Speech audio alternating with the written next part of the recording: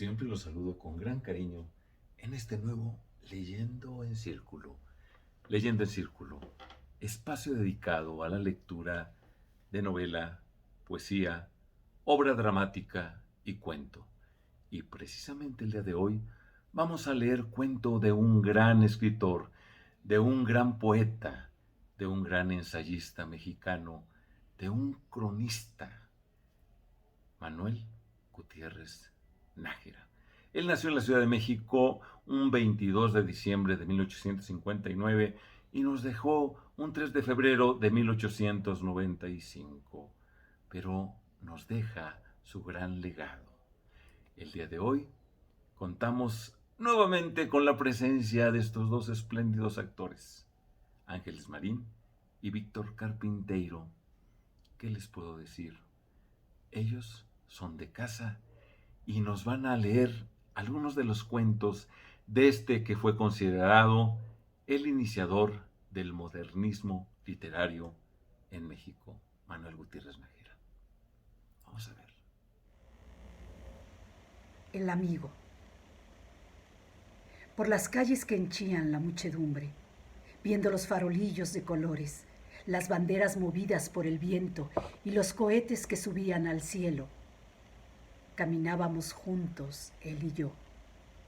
Sonaban aún los últimos disparos de cañón que anuncian la apertura del Congreso.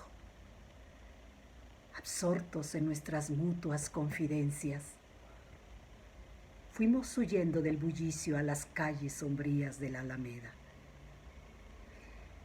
Diputado. Ya era diputado el compañero de mis buenos días. Bien que lo merecía mi pobre amigo. La gloria tocaba a Diana en su espíritu y la fortuna aparecía ante sus ojos como un dócil corcel que se inclina para que lo monte el caballero. Ese había sido el sueño de su vida. Hablar en la tribuna, tener espacio en donde abrir las alas, oír el ruido estrepitoso del aplauso, que es para el orador el triunfo hecho carne.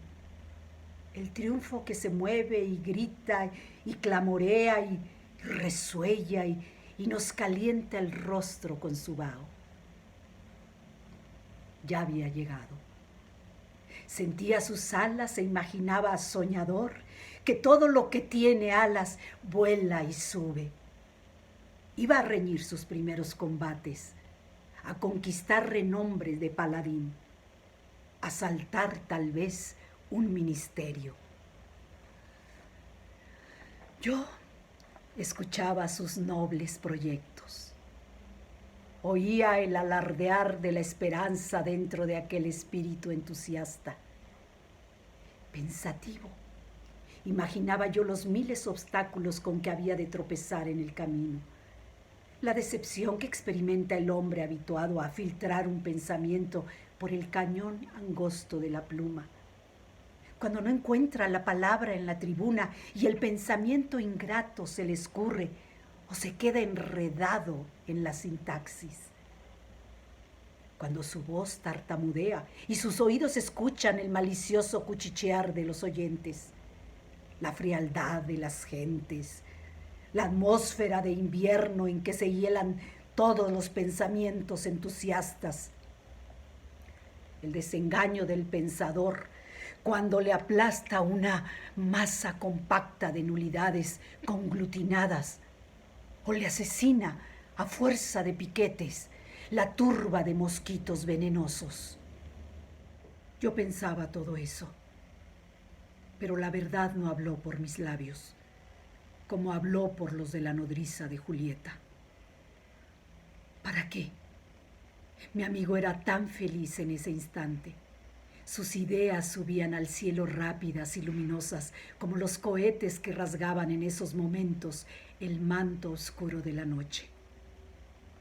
Hablamos, pues, del porvenir, de la fortuna, de la gloria, de la muchacha hermosa y tierna que le amaba, de sus ancianos padres que le bendecían y de los pequeñuelos hermanitos cuyo sostén habían de ser más tarde.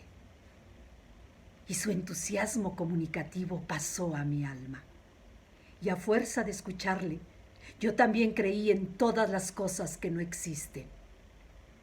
Y cuando al regresar de la Alameda oímos el estruendo de los músicos y vimos el colegio militar desfilando compacto por las calles, nos parecía que al toque de esos clarines se derrumbaban las murallas del pasado, como las murallas de Jericó al sonar las trompetas de los israelitas. La vida entonces era una mujer que nos daba un beso. Meses después, una disputa en los pasillos del teatro, un párrafo imprudente en el periódico, palabras ofensivas que se cruzan, orgullos y altiveces que se chocan, sedicentes amigos empeñados en alardear con el valor ajeno, y enseguida una mañana lánguida y lluviosa, como esta en que ahora escribo. El cupé llega. Los testigos montan. Azota los caballos el cochero. A escape se atraviesa la calzada por donde solo pasan a esas horas los jinetes madrugadores y los que vuelven frescos de bañarse en la alberca. El coche se detiene de repente frente a la verde reja de un jardín. Otro carruaje llega. Ahijados y testigos buscan una calleja solitaria. El médico prepara los vendajes. El maestro de armas examina los floretes. Y luego, a una señal, a una palmada, se cruzan los dos aceros y se enroscan. El combate se empeña y mientras lejos, en la calma bendita del hogar, sueñan los padres con la gloria de su hijo o se disponen para asistir a la primera misa, mientras la novia duerme, apretando contra su pecho virginal la carta que recibió hace pocas horas. El soñador que iba camino de la dicha, el amante, el poeta, el hijo tierno, cae traspasado por el hierro del contrario. El sol rompe los densos nublazones. Los pájaros gorjean entre la fronda y las campanas de la próxima parroquia dan a los vientos su primer repique.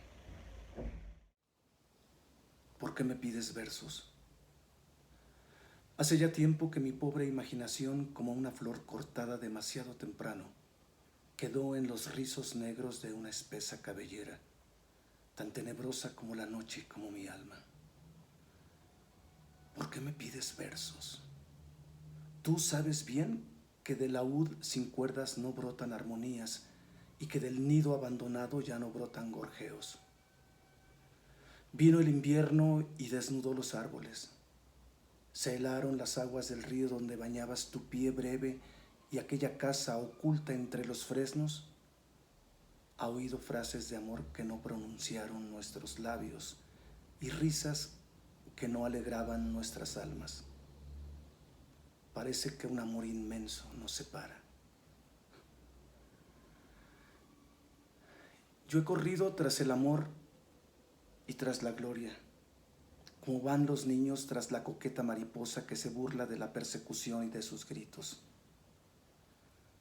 Todas las rosas que encontré tenían espinas y todos los corazones olvido. No me pidas versos. Mi alma es como esos pájaros viejos que no saben cantar y pierden sus plumas una a una cuando sopla el cierzo de diciembre.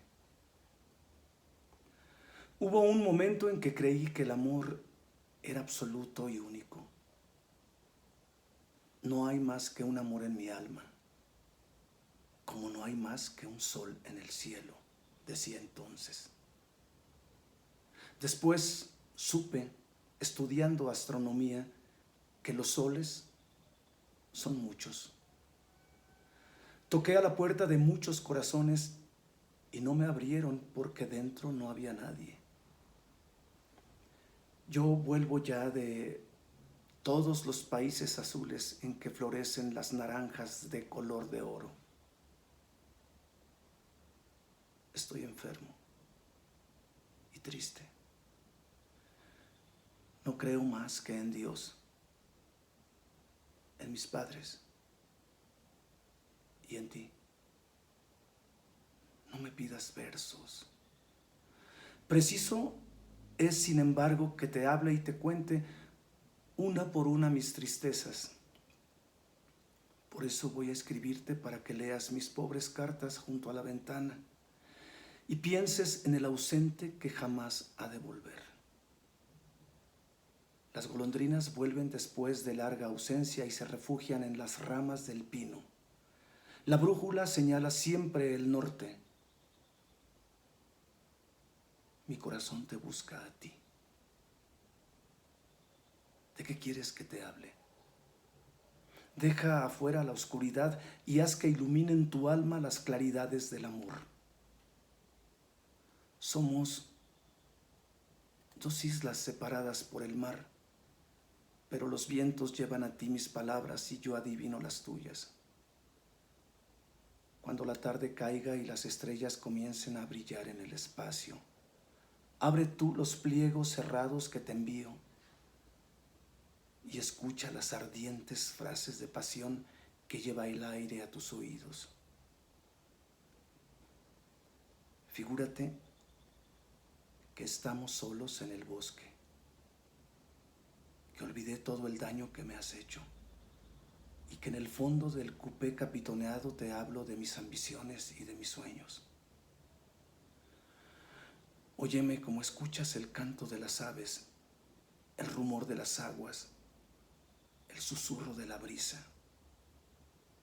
Hablemos ambos de las cosas frívolas, esto es, de las cosas serias. La tarde va a morir. El viento mueve apenas sus alas como un pájaro cansado. Los caballos que tiran del carruaje corren hacia la casa en busca de descanso. La sombra va cayendo lentamente. Aprovechemos los instantes. Hace muy pocos días paseaba yo por el parque pensando en ti. La tarde estaba nublada y mi corazón triste. ¿Cómo han cambiado las cosas? Los carruajes que van hoy al paseo no son los mismos que tú y yo veíamos. Veo caras nuevas tras de los cristales y no encuentro las que antes distinguía. ¿Te acuerdas de aquella que encontrábamos siempre a la entrada del paseo? Pues voy a referirte su novela. Amaba mucho. Las ilusiones cantaban en su alma como una bandada de ruiseñores. Se casó y la engañaron. Todavía recuerdo la impaciencia con que contaba los días que faltaban para su matrimonio. La noche que recibió el traje de novia creyó volverse loca de contento. Yo la miré en la iglesia al día siguiente coronada de blancos azares, trémula de emoción y con los ojos henchidos de lágrimas. ¿Quién nos hubiera dicho que aquel matrimonio era un entierro? Se amaban mucho los dos, o por lo menos lo decían así. Iban a realizar sus ilusiones. La riqueza les preparó un palacio espléndido y los que de pie en la playa la miramos partir en barca de oro dijimos, Dios la lleve con felicidad. Unos meses después encontré a su marido en un café. ¿Y Blanca? Está algo mala. Era verdad. Blanca estaba mala. Blanca se moría. Enrique la dejaba por ir en pos de los placeres fáciles y Blanca sola en su pequeña alcoba pasaba las noches sin dormir, mirando cómo se persiguen y se juntan las agujas en la muestra del reloj. Una noche Enrique no volvió. Al día siguiente Blanca estaba más pálida. Parecía de cera. Hubiérase creído que la luz del alba que Blanca vio aparecer muchas veces desde su balcón le había teñido el rostro con sus colores de azucena. ¿Por qué no viene?, preguntaba, sondeando con los ojos la oscuridad profunda de la calle. Y graznaban las lechuzas y el aire frío de la madrugada le hería el rostro. Y Enrique no volvía. De repente suenan pasos en las baldosas. Blanca se inclina sobre el barandal para ver si venía. Esperanza frustrada. Era un borracho que regresaba a su casa tropezando con los faroles y las puertas. Así pasaron días, semanas, meses. Blanca cada día estaba peor. Los médicos no atinaban la cura de su enfermedad. ¿Acaso hay médicos de almas? Una noche Blanca le dijo a Enrique: no te vayas. Creo que voy a morirme. No me dejes. Enrique se rió de sus temores y fue al círculo donde le esperaban sus amigos. ¿Quién se muere a los 20 años? Blanca le vio partir con tristeza. Se puso después frente a un espejo, alisó sus cabellos y comenzó a prender entre sus rizos diminutos botones de azar. 2 grandes círculos morados rodeaban sus ojos. Llamó enseguida a su camarera, se puso el traje blanco que le había servido para el día de matrimonio y se acostó.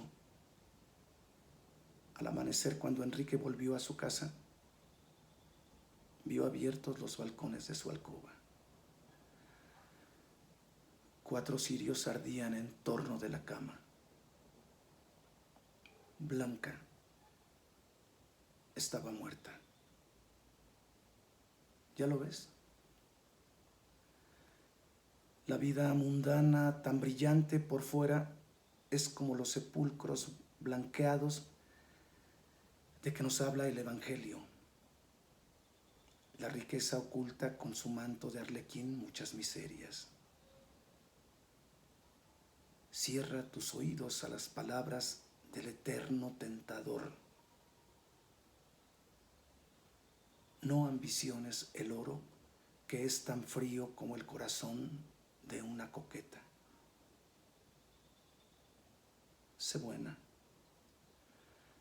Reza mucho.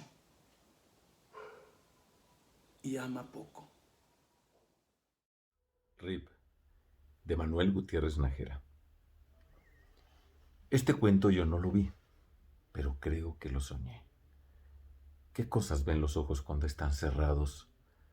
Parece imposible que tengamos tanta gente y tantas cosas dentro, porque cuando los párpados caen, la mirada, como una señora que cierra su balcón, entra a ver lo que hay en su casa. Pues bien, esta casa mía, esta casa de la señora mirada que yo tengo o que me tiene, es un palacio, es una quinta, es una ciudad, es un mundo, es el universo. Pero un universo en el que siempre están presentes el presente, el pasado y el futuro. A juzgar por lo que miro cuando duermo, pienso para mí y hasta para ustedes, mis lectores, Jesús, ¿qué cosas han de ver los ciegos? Esos que siempre están dormidos, ¿qué verán? El amor es ciego, según cuentan, y el amor es el único que ve a Dios. ¿De quién es la leyenda de Rip Rip? Entiendo que la recogió Washington Irving para darle forma literaria en alguno de sus libros. Sé que hay una ópera cómica con el propio título y con el mismo argumento, pero no he leído el cuento del novelador e historiador norteamericano, ni he oído la ópera, pero he visto a Rip Rip. Si no fuera pecaminosa la suposición, diría yo que Rip Rip ha de haber sido hijo del monje Alfeo. Este monje era alemán, cachazudo, flemático y hasta presumo que algo sordo. pasó 100 años sin sentirlos, oyendo el canto de un pájaro. Rip Rip fue menos yanqui, menos aficionado a la música y más bebedor de whisky. Durmió durante muchos años. Rip Rip, el que yo vi, se durmió no sé por qué en alguna caverna en la que entró, quién sabe para qué. Pero no durmió tanto como el Rip Rip de la leyenda. Creo que durmió 10 años, tal vez 5, acaso 1. En fin, su sueño fue bastante corto. Durmió mal. Pero el caso es que envejeció dormido, porque eso pasa a los que sueñan mucho.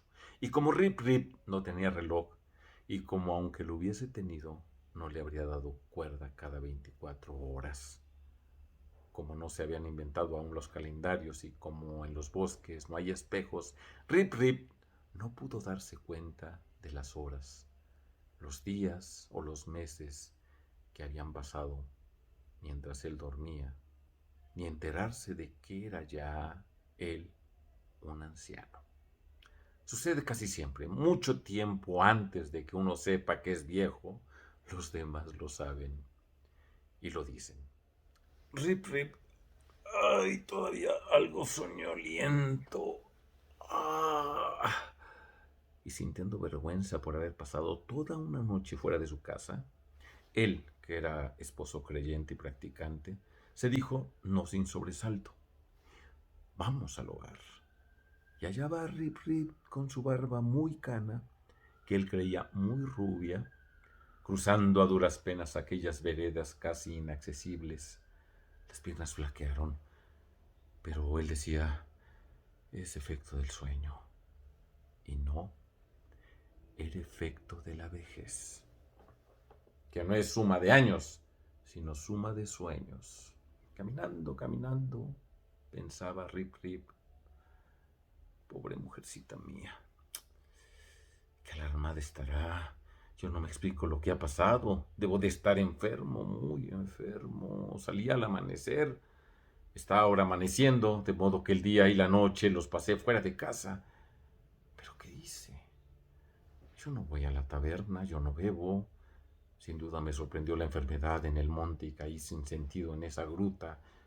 Ella me habrá buscado por todas partes. ¿Cómo no? Si me quiere tanto y es tan buena. No ha de haber dormido. Estará llorando. Y venir sola en la noche por estos vericuetos. Aunque sola, no. No, ha de haber venido con alguien, no sola. En el pueblo me quieren bien. Tengo muchos amigos, principalmente Juan, el del molino. De seguro que viendo la aflicción de ella, todas la habrán ayudado a buscarme, Juan principalmente. Pero, ¿y la chiquita? ¿Y mi hija? ¿La traería a tales horas? No, con este frío. Bien puede ser, porque ella me quiere tanto y quiere tanto a su hija y quiere tanto a los dos, que no dejaría por nadie solo a ella, ni dejaría por nadie de buscarme. ¡Qué imprudencia! Le hará daño. En fin, lo primero es que ella... Pero, ¿cuál es ella? Y Rip Rip andaba y andaba y no podía correr.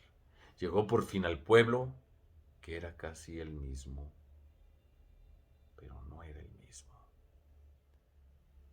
La torre de la parroquia le pareció como más blanca, la casa del alcalde como más alta, la tienda principal como con otra puerta, y las gentes que veía como con otras caras.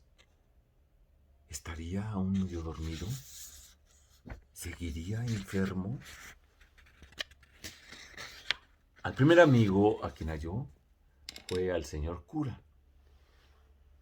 Era él con su paraguas verde, con su sombrero alto, que era lo más alto de todo el vecindario, con su breviario siempre cerrado, con su levitón que siempre era sotana. Señor cura, buenos días.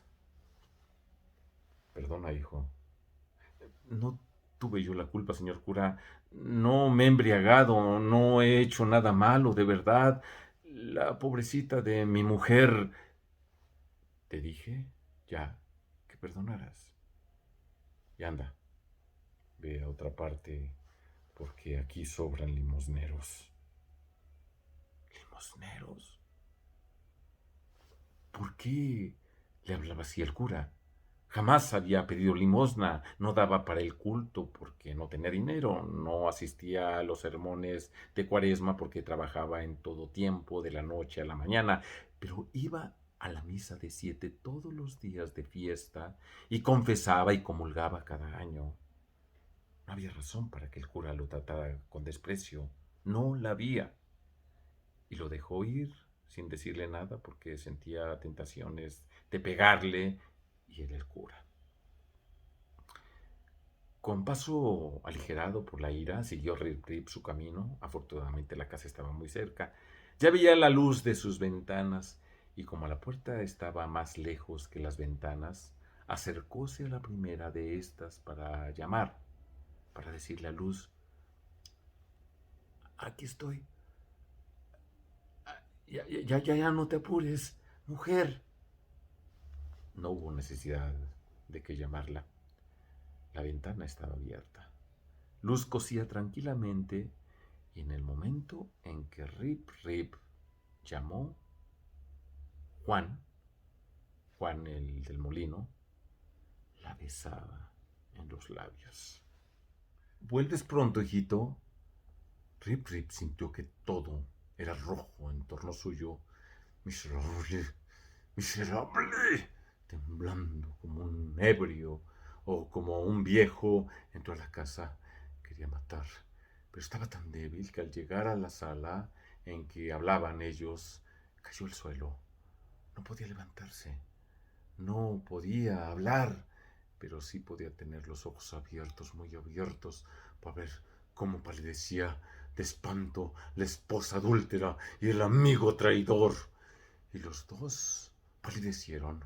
Un grito de ella, el mismo grito que el pobre Rip había oído cuando un ladrón entró en la casa. ¡Oh! Y luego los brazos de Juan que lo enlazaban, pero no para ahogarlo, sino piadosos, caritativos, para alzarlo del suelo. Rip Rip hubiera dado su vida, su alma también, por poder decir una palabra, una blasfemia. No está borracho. No, Luz, es un enfermo. Y Luz, aunque con miedo todavía, se aproximó al desconocido vagabundo. Ay, pobre viejo, ¿qué tendrá? Tal vez venía a pedir limosna y se cayó desfallecido de hambre. Pero si algo le damos, podría hacerle daño. Los llevaré primero a mi cama. No, a tu cama no. Está muy sucio el infeliz. Llamaré al mozo y entre tú y él lo llevarán a la botica. La niña entró en ese momento. Mamá, mamá. No te asustes. No te asustes, mi vida. Sí, es un hombre. Ay, qué feo, mamá. Ay, qué miedo. Es como el coco. Y Rip oía. Veía también, pero no estaba seguro de que veía. Esa salita era la misma, la de él. En ese sillón de cuero y otate se sentaba por las noches cuando volvía cansado después de haber vendido el trigo de su tierrita en el molino de que Juan era administrador. Esas cortinas de la ventana eran su lujo. Las compró a costa de muchos ahorros y de muchos sacrificios. Aquel era Juan, aquella Luz, pero no eran los mismos. Y la chiquita no era la chiquita. Se había muerto. ¿Estaría loco? Pero él sentía que estaba vivo, escuchaba, veía como se oye y se ve en las pesadillas. Lo llevaron a la botica en hombros y allí lo dejaron porque la niña se asustaba de él. Luz fue con Juan y a nadie le extrañó que fuera del brazo y que ella abandonara casi moribundo a su marido. No podía moverse, no podía gritar, decir: «¡Soy Rip! ¡Soy Rip!». Por fin lo dijo, después de muchas horas, tal vez de muchos años o quizá de muchos siglos. Soy Rip. Soy Rip. Pero no lo conocieron. No lo quisieron conocer. Desgraciado. Es un loco, dijo el boticario. Hay que llevárselo al señor alcalde porque puede ser furioso, dijo otro. Sí, sí es verdad. Lo amarraremos si resiste. Y ya iban a liarlo, pero el dolor y la cólera habían devuelto a Rip sus fuerzas. Como rabioso can acometió a sus verdugos, consiguió desasirse de sus brazos y echó a correr. Iba a su casa. Iba a matar. Pero la gente lo seguía, lo acorralaba. Era aquella una cacería y era él la fiera. El instinto de la propia conservación se sobrepuso a todo. Lo primero era salir del pueblo, ganar el monte, esconderse y volver más tarde con la noche a vengarse, a hacer justicia. Logró por fin burlar a sus perseguidores. Allá va Rip, como lobo hambriento. Allá va por lo más intrincado de la selva. Tenía sed, la sed que han de sentir los incendios, y se fue derecho al manantial a beber, a hundirse en el agua y golpearla con los brazos, acaso ahogarse, acercarse al arroyo, y allí, a la superficie, salió la muerte a recibirlo. Sí, porque era la muerte en figura de hombre, la imagen de aquel decrépito que se asomaba en el cristal de la onda. Sin duda venía por él.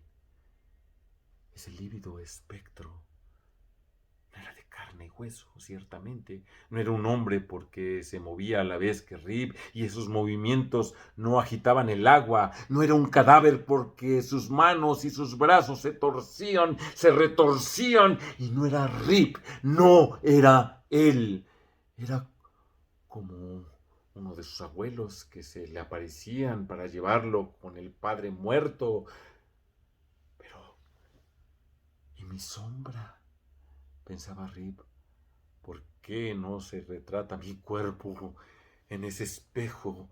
¿Por qué veo y grito y el eco de esa montaña no repite mi voz, sino otra voz desconocida? Y allá fue Rip a buscarse en el seno de las ondas, y el viejo seguramente se lo llevó con el padre muerto, porque Rip no ha vuelto. ¿Verdad que este es un sueño extravagante? Yo veía a Rip muy pobre, lo veía rico, lo miraba joven, lo miraba viejo, a ratos en una choza de leñador, a veces en una casa cuyas ventanas lucían cortinas blancas, ya sentado en aquel sillón de otate y cuero, ya en un sofá de ébano y raso. No era un hombre, eran muchos hombres. No me explico cómo Rip no pudo hablar, ni cómo su mujer y su amigo no lo conocieron a pesar de que estaba tan viejo, ni por qué antes escapó de los que se proponían atarlo como a loco. Ni sé cuántos años estuvo dormido o aletargado en esa gruta. ¿Cuánto tiempo durmió? ¿Cuánto tiempo se necesita para que los seres que amamos y que nos aman nos olviden? ¿Olvidar es delito? ¿Los que olvidan son malos? Ya veis qué buenos fueron Luz y Juan cuando socorrieron al pobre Rip que se moría. La niña se asustó, pero no podemos culparla. No se acordaba de su padre. Todos eran inocentes. Todos eran buenos. Y sin embargo, todo esto da mucha tristeza. Hizo muy bien Jesús el Nazareno en no resucitar más que a un solo hombre. Y eso a un hombre que no tenía mujer, que no tenía hijos y que acababa de morir. Es bueno echar mucha tierra sobre los cadáveres.